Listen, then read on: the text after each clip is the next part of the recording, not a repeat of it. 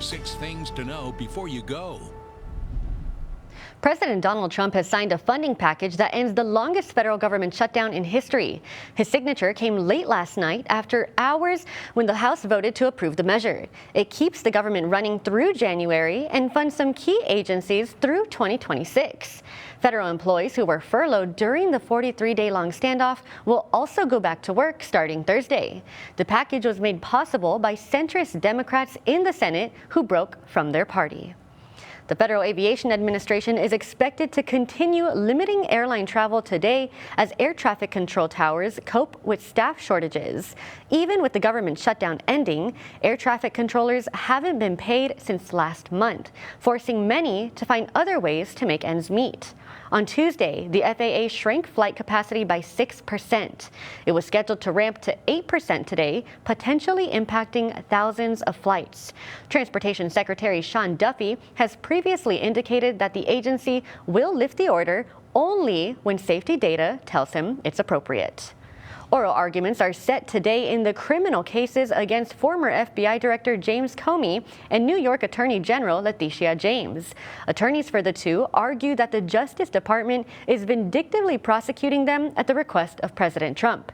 Both are seeking to have their charges dropped. A judge is also considering a challenge to President Trump's appointment of Lindsay Halligan as U.S. Attorney in Virginia. Comey and James' legal team say she should be disqualified from overseeing their cases, calling her appointment unlawful. And Apple has announced the launch of digital ID that can be presented on an iPhone or Apple Watch at some airports while traveling. Users need to create the ID using their passport and securely store it in their Apple Wallet. Now, to complete the verification, you'll be required to take a selfie and complete a series of facial and head movements. The digital ID is being accepted at more than 200 airports when traveling domestically within the United States. Now, it does not replace a physical passport and cannot be used for international travel or border crossings.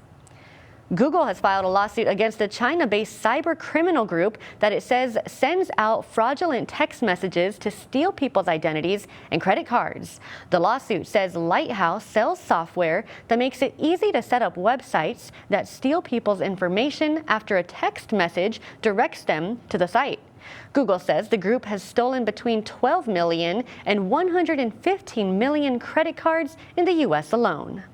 The Corpus Christi Fire Department will be hosting 3 in-person recruitment open houses before the end of the year. These events provide applicants with the opportunity to learn training expectations, meet current firefighters, tour the station, and learn more about the career opportunities as a CCFD firefighter. The first one will be this Saturday at Fire Station 3 from 10 a.m. to 2 p.m. The other 2 events will be December 6th and December 20th.